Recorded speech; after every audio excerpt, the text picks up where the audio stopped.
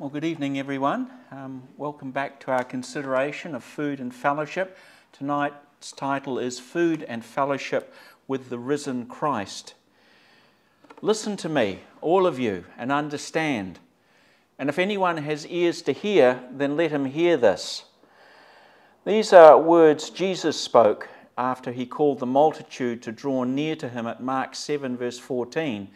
He did this in response to scribes and Pharisees who had just now found fault with his disciples for a serious violation of one of the many rules and regulations which Jewish tradition prescribed for food and fellowship. In this case, the disciples were seen eating bread together without washing their hands. At issue was food, first of all, and then consequently fellowship. Firstly, food eaten with unwashed hands was believed to be unclean or non-kosher, which then also made the eater unclean, rendering him defiled, that is to say, unholy, unacceptable to God. This was not a medical or a physiological matter. This was to do with spirituality. Secondly, anyone judged to be defiled was also regarded as a defiling influence on others who subsequently came in contact with him, which meant he must therefore be excluded from any association with those who are clean. In other words, he had no fellowship with them. To the diverse groups surrounding Jesus, the leaders, the disciples, and the multitudes, Jesus declared as plainly as possible what is one of the most basic truths any seeker of God's kingdom and righteousness should hope to grasp, which is that there is nothing outside of a man which can defile him by going into him. But what defiles a man are the things which proceed out of man. But the complaint from the scribes and Pharisees was not merely about kosher table fellowship. It wasn't just about eating and drinking. In fact, for Jesus' audience, who held the traditions of the venerated Jewish elders, Pharisees especially, who put most emphasis on purity and purification, kosher laws of clean and unclean related to almost every aspect of their lives. As most of them saw it, they were at risk of defilement from all sorts of external uncleanness. And while a staunch, pious Jew would never willingly associate with uncleanness, he might come in contact with it unintentionally or even unknowingly until much later, and would thus be considered defiled and separate from God in spite of all his piety and virtue. He imagined being assailed on every side by defiling influences, and thus he had to be fastidious about keeping separate from them. He would be careful not to touch or enter an unfamiliar dwelling. He would keep well away from the Gentiles, for example. Daily he changed and washed his clothes. He bathed only in running water. He cleansed furniture and utensils regularly. He whitewashed grave sites so they were easy to see and easy to avoid. He filtered his drinks. He ceased charitable work on Sabbath days so as not to profane the Sabbath, according to Luke 13, verse 14. He tithed everything, according to Luke 18, verse 12, kept his distance from the dying, used only kosher coins in the temple, according to John 2, verse 14, and Matthew 21, verse 12. He did not enter the Roman Praetorium, according to John chapter 18, verse 28, so as not to profane the holy days. And he wore broad phylacteries as an amulet or a charm to ward off evil, including evil spirits, which many Jews at this time believed in. Avoiding or shielding himself against everything that could defile him might mean having to keep other people at a safe distance. We've mentioned Gentiles, but any person deemed unclean posed a threat, whether they were Jewish or not, and a pious Jew would need to exclude, distance, and segregate them from himself, which is why he was so averse to and so offended by food and fellowship with people judged to be sinners. So for the scribes and Pharisees in Jesus' audience at Mark chapter 7, verse 14, it was the risk to themselves of being defiled by contact with his unclean disciples that they were truly indignant about. And it was a risk which, in their mind, extended to their entire Jewish society, to the whole Judean nation. Here then were two accusations in one: defilement by commission of a sin and defilement by association with the one who committed the sin.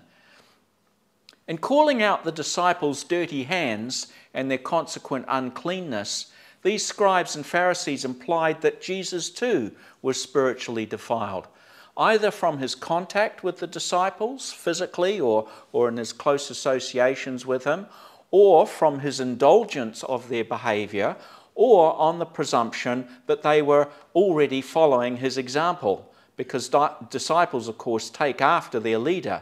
So if they weren't washing their hands, then surely neither was he. And in fact, on another occasion, Jesus was seen not to wash his hands before a meal. And so the same argument arose in that case. But thus it was necessary for Jesus at Mark 7 verse 15 to deliver this forceful reply: there is nothing outside of a man which by going into him can defile him. But what truly defiles a man is everything that proceeds out of the man. Here Jesus stated that what makes a man defiled before God, the source of his defilement, is himself. Each man is the sole cause of his own defiled state and cannot attribute it to anything or anyone else but himself. Nothing else, no matter how unclean, and nobody else, however sinful, bears the blame for a man's own defilement and separation from God. And this is because, as Jesus went on to say at verses 21 through 23, all the evils, everything which defile men, proceed from out of the heart of men. Most of you will be familiar with the list. I won't go and recite it. There's easily, if you combine that with other references and other portions of Scripture, over 20 different sins which all arise out of the heart of man, and these are what defile a man and woman. The principle touches on every aspect of the lives of every human being, whether a seeker of God's righteousness or not. It is why we are all sinners and all defiled before God in our natural state, however much we focus on avoiding external evils and external temptations. It is also, crucially, the very reason Jesus could so readily and so gladly share table fellowship with all comers, however sinful, while his fellow Jews could not. They were constantly hung up on the false notion that other people could somehow defile them. But Jesus never was hung up in this way. In my last two talks, we considered the prominent role that commensality or table fellowship has in the record of Christ's ministry prior to his death. We noted how ready, willing, and available Jesus was to share the company of sinners around food and drink. And we saw how very desirous Jesus was to persist in the practice late into the night of his betrayal, even with his false accuser and traitor, Judas Iscariot. John chapter 13, verse 26, when he extended the morsel to Judas, that is the last depiction of Jesus sharing table fellowship before his death. The role of food and fellowship continues to show up in the New Testament record of Christ's resurrection appearances during the 40 days, or about 6 weeks, prior to his ascension. In paragraph 1 of his book of Acts, Luke wrote at verse 3 that after Jesus was raised from the dead, he presented himself alive by, or that is, with or in, many infallible or convincing proofs. On reading this for the first time, we might have then eagerly searched the New Testament looking for Jesus to do more powerful and sensational miracles than he had ever done before his death. But we would not have imagined to instead find the vivid accounts of Jesus using food to present himself alive. In fact, the Gospels describe the Lord at 3 meal events after his resurrection, and the book of Acts also has a reference or two to the fact that the risen Lord had had table fellowship. The first such event recorded in the Gospels is at Luke chapter 24, after the risen Christ had walked unrecognized with 2 disciples along the road between Jerusalem and a town called Emmaus. On arriving there, with the afternoon starting to get late, Jesus accepted an invitation from his fellow travellers to stay with them overnight. And at verses 30 to 31, it came about that when he had reclined at the table with them, he took the bread and blessed it, and on having broken it, he handed it to them. And their eyes were opened, and they recognized him, but then he vanished from their sight. We're given the impression that he vanished in the twinkling of an eye, as it were. It's not as if he stood up and went out through a door or something like that, or went out behind a curtain. It seems that he vanished just in the twinkling of an eye. This was in the late afternoon with still more than a good hour of sunlight, so in their excitement the 2 disciples ran something like 11 kilometres back to Jerusalem. With still a wee while to go until sunset, they found the 11 apostles plus some other disciples, and at verse 35 they began to tell of their experiences on the road to Emmaus and how Jesus was known to them in the breaking of bread. This report by the men of Emmaus is the one alluded to also at Mark chapter 16 verses 12 through 13. But Mark's own report states that none of the apostles believed them, and indicates at verse 14 that they were particularly hard-hearted in their unbelief. It was now, during what must have been a very emotional and troubled meeting, that the next recorded appearance of Jesus took place, recorded at Mark 6 from verse 14, also Luke 24 from verse 36, and also John 20 from verse 19. John's Gospel states that it was evening on that day, the first day of the week, meaning it was still the first day of the resurrection, but drawing toward its close as the sun was not far from setting. Jesus suddenly appeared from nowhere, causing quite a shock. Luke and John both say that he showed his disciples the wounds he received at the crucifixion, wounds to his hands, feet and side. And while John 20 verse 20 states that the disciples were glad when they saw the Lord, Luke 24 verse 41 elaborates and explains that they were joyful, yet they still could not believe it was him, and were instead actually marvelling or wondering. They were in a fairly conflicted emotional state for quite some time. Luke goes on to say that in all the confusion of terror, fright, consternation and disbelief, which we glean from the 3 gospel records, Jesus then asked the disciples, "Have you got anything here to eat?" The word is edible, anything edible. So he wasn't being choosy, anything that might be consumed. So they found pieces of dried fish and honeycomb and gave them to Jesus, and these he ate in front of the group. Now, this first day of his resurrection had been a very big day for the Lord, but it is impossible that he was really hungry or in need of something to eat to keep his energy up. No, he ate among his disciples so as to help prove to them that he was truly alive. Even if he suddenly vanished as he did in Emmaus, they would still have proof he had been there in the evidence of the food that he had eaten. The food had been there, now it was gone. There were some traces maybe left on a plate or on a cloth or something like that. John's Gospel records 2 more appearances, the last of which mentions food at some length. The first appearance, of course, that John refers to of these 2 was the one to Thomas.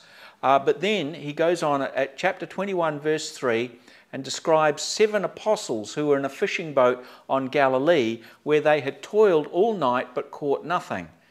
At daybreak, Jesus was on the lake shore and must have been visible to the men in the boat by then, as they were only about 100 yards from the beach, and he had lit a fire there. But again, he went unrecognized by them, according to verse 4. And this is a recurring theme in these gospel records, the fact that they did not initially recognize him. Jesus shouted out across the water to ask them essentially the same question he had asked on the first day. Did they have anything to eat? What he meant was, did they have any fish with them? The literal rendering is, do you have anything to eat with bread? And of course the implication was fish. Fish was very often and customarily eaten with bread, which of course they didn't have. They didn't have any fish. And it was only at his direction that they got a huge catch of fishes, after which the Apostle John then perceived he was the Lord, at verse 7. John told Simon Peter, who promptly believed it and leapt out of the boat to go to Jesus, but it is unclear if the other 5, as they rowed back to the beach, had either the same perception as John or the same conviction as Peter. Once all of them were ashore, at verse 9, they saw a charcoal fire and a fish already laid upon it, and bread. To them, this was obviously a meal the man had begun preparing earlier when they were all trying to catch something on the lake. And the single fish on the fire would suggest he was cooking it for himself, regardless of whether or not anyone else joined him. But next, at verse 10, he said, "Bring some of the fishes which you caught just now," which they could only have interpreted as his request to each of them to contribute to the meal so they might all share in it. And presumably, once Peter had hauled the net ashore, each of them killed and gutted a fish to put on the fire. Then the man said to them at verse 12, Come and dine," which was unmistakably an invitation, just the sort of summons they must have heard Jesus speak to numerous people countless times, so that verse 12 says, "Not one of the disciples ventured to ask him, 'Who are you?' perceiving that he was the Lord." I should like to know more about that. Obviously they could see him, they heard his voice, they were close to him, and yet even now they were only perceiving him by virtue of the fact that he had invited them to dine. By then, they all knew this man was definitely their Lord Jesus, even if some of them had been unsure up until that moment. And there is a record in Mark's Gospel to the effect that they did see him perhaps on the same occasion, certainly on a similar occasion. Some worshipped him, but many of them doubted that it was him. John's record here emphasizes the point at verses 13 to 14 of what I've just been saying. John said, "Jesus came, took the bread and gave it to them, and likewise the fish." This the third time now that Jesus had been manifested to the disciples after he was raised from the dead, not raised from the bread.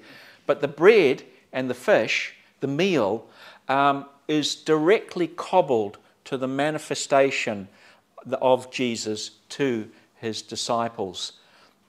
When considered together, accounts of his resurrection appearances in Luke and John's Gospels imply a correlation between Christ's manifestation along with food and his disciples' full recognition of him as the risen Lord. These inspired accounts conspicuously interlink food with Jesus' resurrection appearances and form such a high proportion of our total record of the 40 days, it seems plausible to infer that those noteworthy occasions of food and fellowship were the most prominent of the many proofs Luke alluded to at Acts chapter 1 verse 3, or at least the most representative examples of those infallible proofs.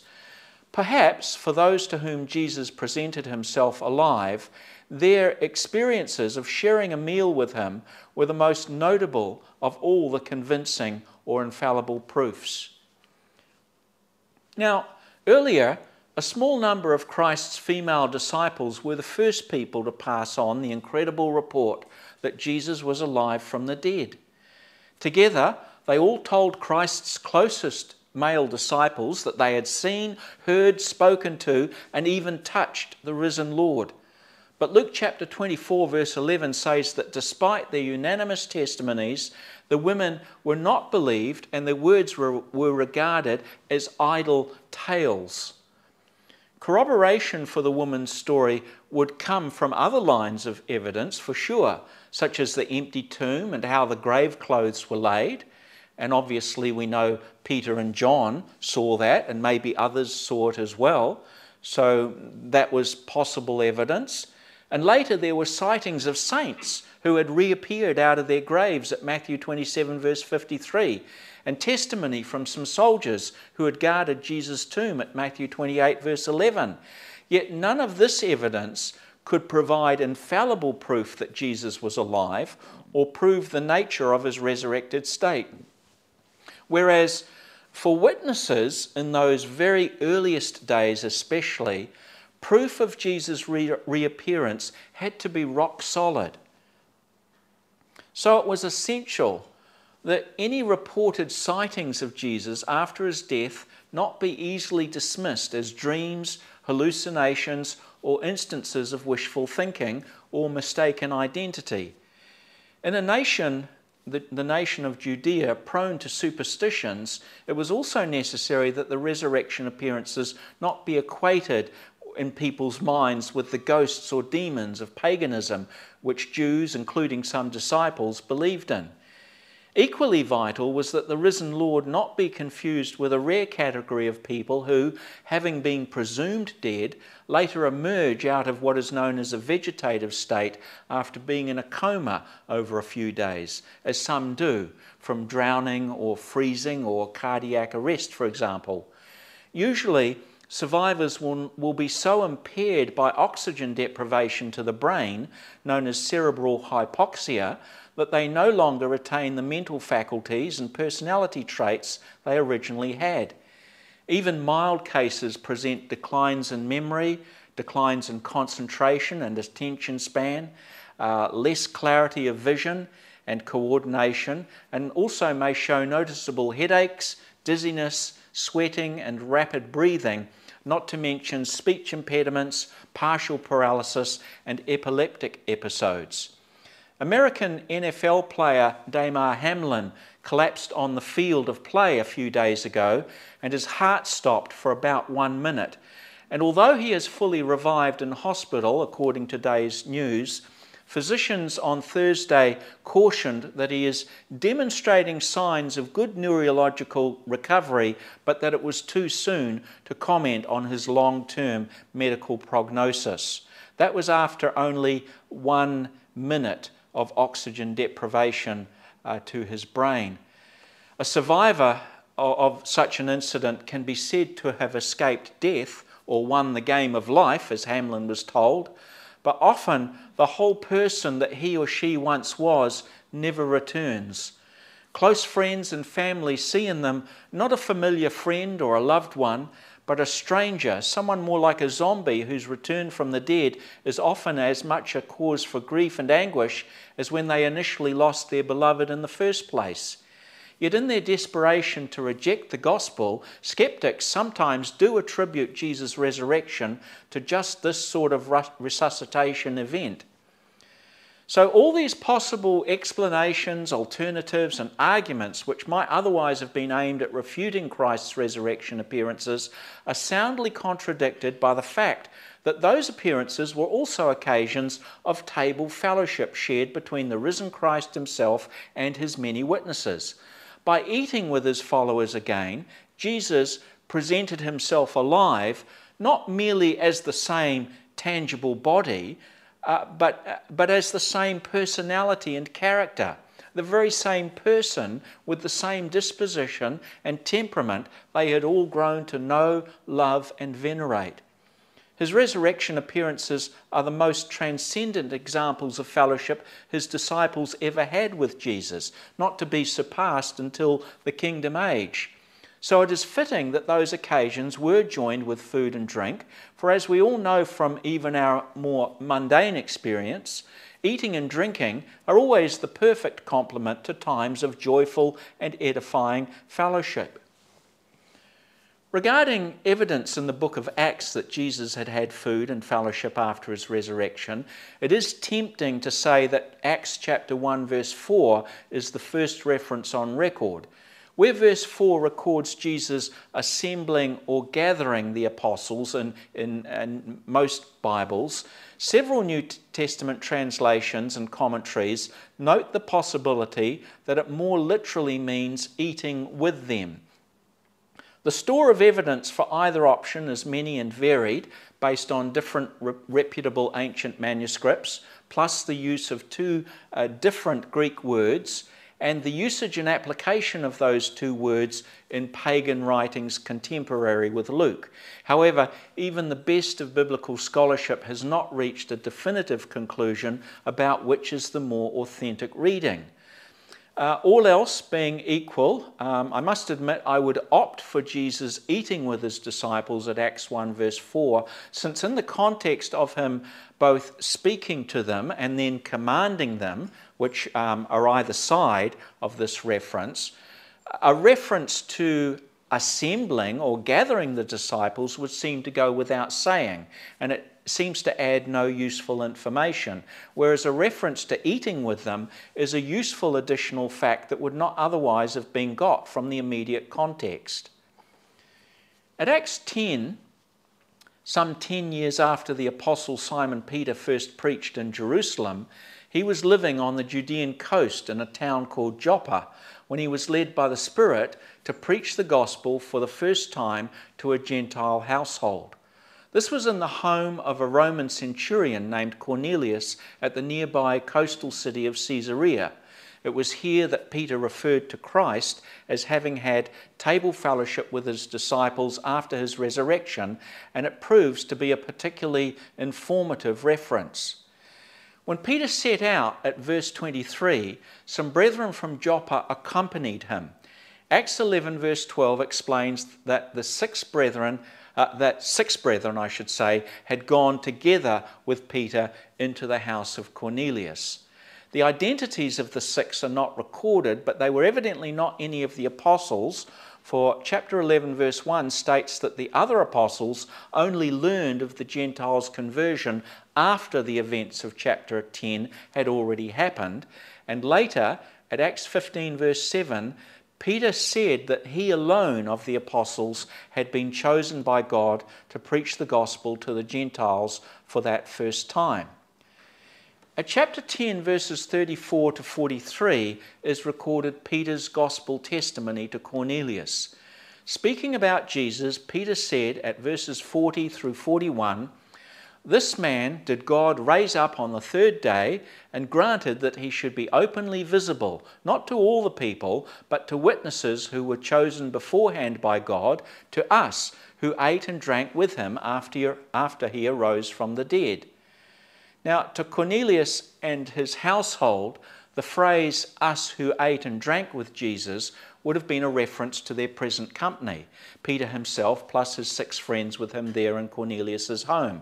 And quite obviously, when Peter said us, he had indeed meant himself and his 6 brethren from Joppa, which reveals that while the 6 with him were not part of the 12-person apostolic band of which Peter was a member, they had nonetheless had a similar experience of the risen Lord that Peter had done.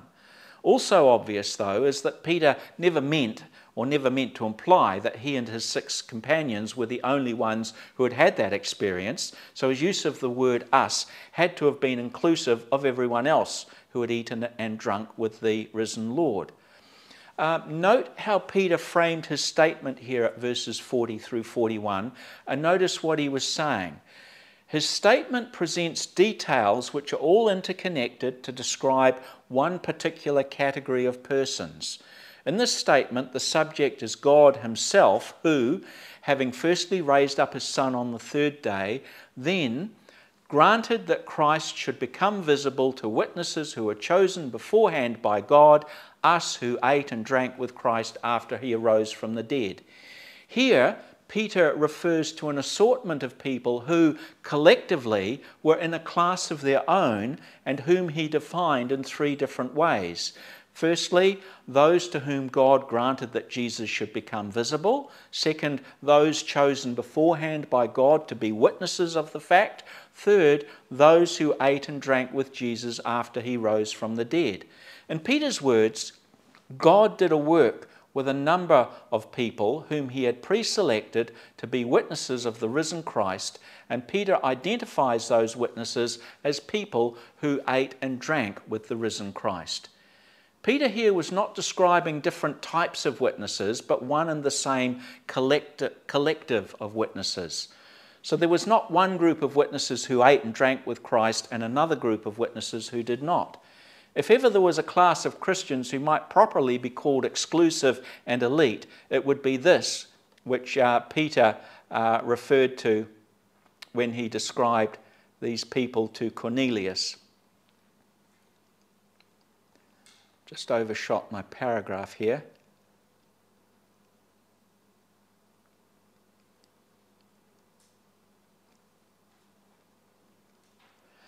So yes, if there was any group or class of Christians who might properly be called exclusive and elite, it was definitely this one which Peter described to Cornelius, a uniquely privileged coterie of people, all of whom had seen the risen Lord and eaten and drunk with him, and were tasked with being first-hand witnesses of his resurrection.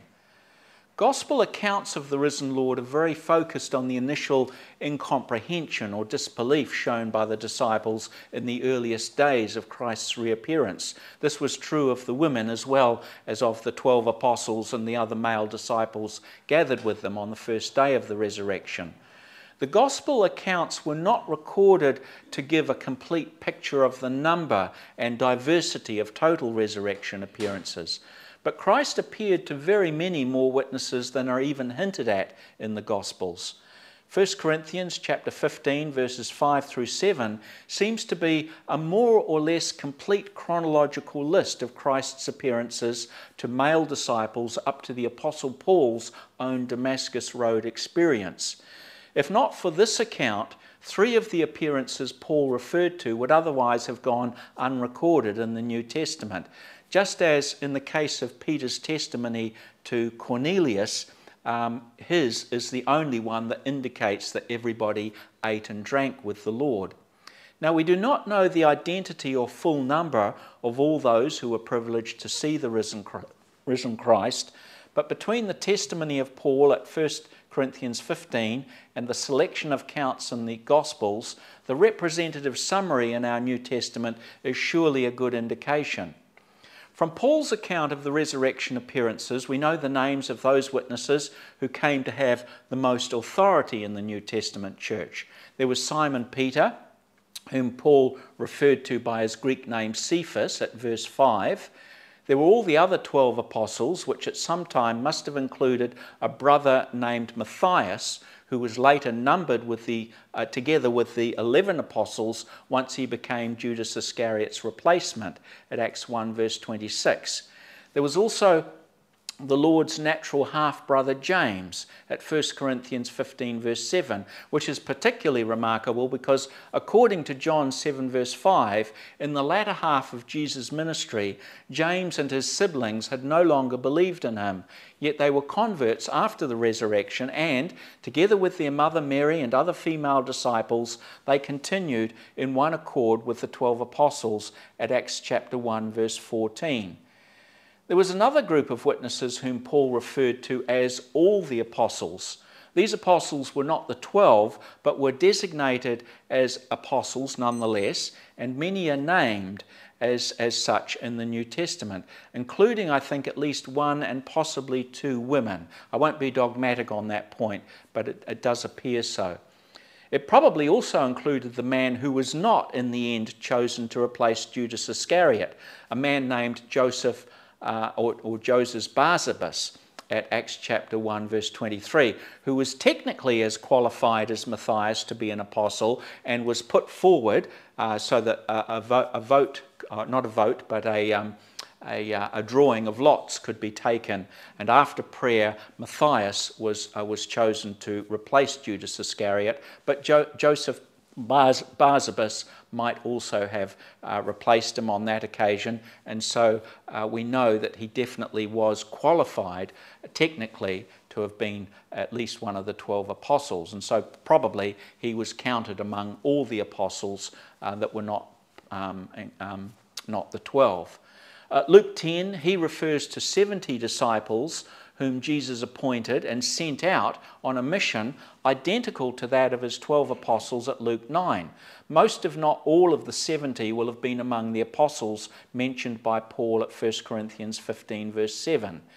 Now we know from 1 Corinthians 15 verse 6 that the number of witnesses Paul mentioned is in excess of 500 brethren. And because Paul's testimony here does not refer to women, not even those named in the Gospels, it is conceivable that his list accounts for only about half the number of witnesses to the risen Lord. I say that by virtue of the fact that probably half of Jesus' disciples had been women, and that half of the population of Israel and Judea were women. And so the odds are very high that if 500 brethren saw Jesus, then about 500 women may have done so too. So we might estimate that the true total was more like 1,000. The reason that Paul doesn't enumerate it that way is because he's referring to men, brethren. Whatever the number, it was comprised of the very people Simon Peter made reference to at Acts 10 verses 40 to 41. The people God had chosen beforehand to be witnesses of the resurrection, people to whom Jesus became visible and who ate and drank with him after he rose from the dead.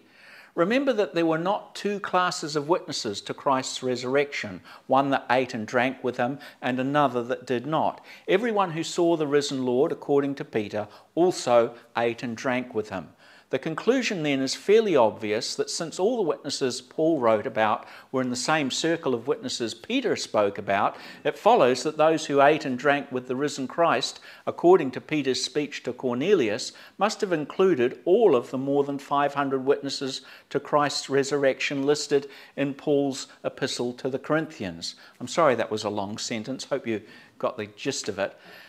Well, obviously the jury is still out concerning Acts chapter 1 verse 4, and in the final analysis, Peter's words to Cornelius might be the only evidence from the book of Acts of the risen Christ's wide-ranging participation in table fellowship before his ascension, but all the same, I would argue it is clear and convincing evidence. I'm perfectly willing to be shown another way of looking at that, but that's how it appears, and it does dovetail with many other facets of the New Testament record. For the hundreds of witnesses, I believe, to the risen Christ, their abiding memories of those extraordinary fellowship meals could not fail to keep personal conviction in the fact of the resurrection appearances strong and lucid in their minds. Even when their gospel message was stubbornly disbelieved by others, and even if they were persistently disadvantaged and even persecuted for their testimony, the essential fact, the rock-solid fact of having shared food and fellowship with He who had been dead and is alive again would constantly anchor their faith in and bolster their courage to proclaim the glad tidings of the gospel by which life and immortality are brought to light. This is especially so because their experience of the risen Lord had brought into play all their five senses, obviously sight, hearing and touch, but smell and taste as well. And it is not an irrelevant or trivial fact that of all the physical senses humans depend on, smell and taste are the two which most powerfully evoke memories and the strong emotions associated with them. I'm sure that you could all relate an experience of a smell that took you back to early childhood or something like that. Maybe to a wonderful experience you had, but also to some traumatic experience that some people have. This physiology, called olfactory memory, or as some humorously call it, the old memory factory, is well known to evoke long forgotten or repressed memories with a power that no other physical sense can achieve. In fact, our sense and taste organs have something like 6 to 10 times more transmitters than our eyes or ears. It was quite astonishing to read about that. Yet for critical, I should say, Over time, memory can fail us. Recollection of details do become indistinct, if not confused. Yet for critical or momentous things, even from one's distant past, the essential facts are usually never lost. So in later decades, whenever a witness of the resurrection smelled or tasted the same food or drink as he had shared years ago with his risen Lord, he would be transported in memory back to the original scene. Acts 10 tells us how the apostle Simon Peter was led to go from the city of Jaffa to Caesarea and share the gospel with the household of the centurion named St. Cornelius. And next to the concept of a suffering Messiah, the very idea that Gentiles who were neither schooled in the law of Moses nor initiated into Judaism being admitted into the kingdom of God was easily the biggest stumbling block in the way of Jews readily accepting the Gospels. To a devout Jew, the Gentiles were a lower class of being, something in the order of dogs or pigs, no matter how capable or successful they were. And this was one of the reasons why Jews felt defiled by the presence of Gentiles. Devout Jews, like Peter and his fellow Christians, were brought up to regard Gentiles as a lower order of being, creatures no closer to God than the animals, whose only hope was conversion to Judaism and the law of Moses. These are the proselytes that we occasionally read about in the New Testament. Gentiles who had adopted the law of Moses to carry it out themselves. They would even be circumcised and seek to obey all the rules and rituals of Judaism. The idea, though, of those heathen who were not proselytes sharing salvation with the Jews was inconceivable, as bad a stumbling block to Jews accepting the gospel as the thought of a crucified Messiah.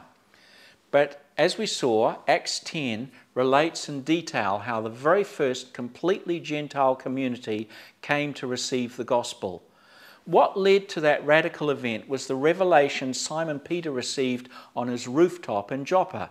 It was midday, and at verse 10 he became hungry and desired to eat. You might think that that's saying two things, two exactly the same things, but it's emphasizing the fact that he was particularly hungry. But while his brethren prepared lunch, he fell into a trance in which he was shown all kinds of unclean beasts, birds and creepy crawlies, which the voice of the Lord commanded him to kill and eat. Peter objected. It was offensive to him. Unthinkable that he, a born and bred Jew, would touch, let alone eat, any non-kosher animal. 3 times the command was given, "Arise, Peter, kill and eat." 3 times Peter protested, "By no means, Lord, I've never eaten anything common and unclean." That "by no means, Lord," I wonder if Peter remembered fairly soon afterward that he had said that to Jesus when Jesus first spoke of the crucifixion to him. "God forbid, Lord, this will never happen to you." And he was rebuked for that. Well, here in this vision, to every protest, the voice replied, "What God has cleansed, do not consider common." For Jews, this word common meant all that is in the world, everything not of God, things godless, profane, unholy. Yet Peter was being told that God can cleanse even these. They can be made holy. Then the replies to Peter's protest was a command. As sacred and binding as anything in Moses' law, "Thou shalt not consider unholy what God has made holy." Well, Peter emerged from his trance, greatly perplexed about the vision, but the Spirit told him he must go without any misgivings with the men who had been sent to him. The proof God was in all this was 3 men who were at the gate asking for Peter that very moment. So out of that special trance and vision came Peter's first contact with the house of Cornelius and the first Gentiles to be baptized after hearing and believing the gospel of Jesus Christ. From his vision of non-kosher animals, Peter was convinced that the Lord was revealing something which not only had he never considered before, but which he would naturally have been resistant to, if not downright opposed to.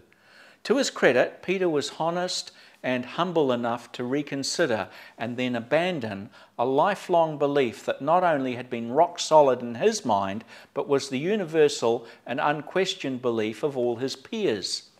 By the time Peter was downstairs, his prejudice against Gentiles was sufficiently corrected that he could invite Cornelius's 3 servants to lodge overnight in his own home, at verses 21 through 23. Next day, the apostle showed how far his spiritual bias had been overturned when he willingly entered into Cornelius's house and was surrounded by Gentiles. Peter said at verse 28, "You yourselves all know how unlawful it is for a man who is a Jew to associate with a foreigner or to visit him, and yet God has shown me that I should not call any man profane or unclean." So Peter is giving his understanding, his interpretation of the message that came to him through that vision. These words revealed a mighty step of faith on Peter's part, every bit as worthy as his willingness to step out of the boat onto the stormy waters to be closer to his Lord. It may be that not until he was given the vision in Jaffa did Peter really grasp the words that we referred to at the top of this talk at Mark 7, where Jesus said that nothing going into a man defiles him, only what comes out of a man. In verses 18 through 19 of that passage, first of all, Jesus is recorded as saying that whatever goes into the stomach goes out into the latrine, and his words words are then inserted, a remark explaining that Jesus thus declared all foods clean. Mark's Gospel is generally believed to be Peter's account of events written years afterwards, so the remark inserted in verse 19 is probably Peter's comment added in light of his new revelation from the events at Acts chapter 10. If so, it emphasizes Peter's newfound understanding of what Jesus had sought to teach him all those years ago. Peter gained from his revelation at Acts 10 a better view of how the heart of man is the true source of defilement and how God's true basis of holiness is the grace and truth of Christ. Only then was Peter set free in his mind to fellowship with others who, for his entire life prior to that momentous experience, he had considered incompatible with his concept of holiness, the concept he held first as a Jew under the law, but also as a law-abiding disciple of Christ until that time, until chapter 10. Over those few days in Joppa and Caesarea, Christ and the glad tidings about him were again seen to be revolutionary. For the Gentiles, of course, but equally for the church, which was still virtually 100% Jewish. In Acts 11, after the church throughout Judea heard that Gentiles had received the word of God, we read that Peter arrived in Jerusalem as if he was answering a court summons.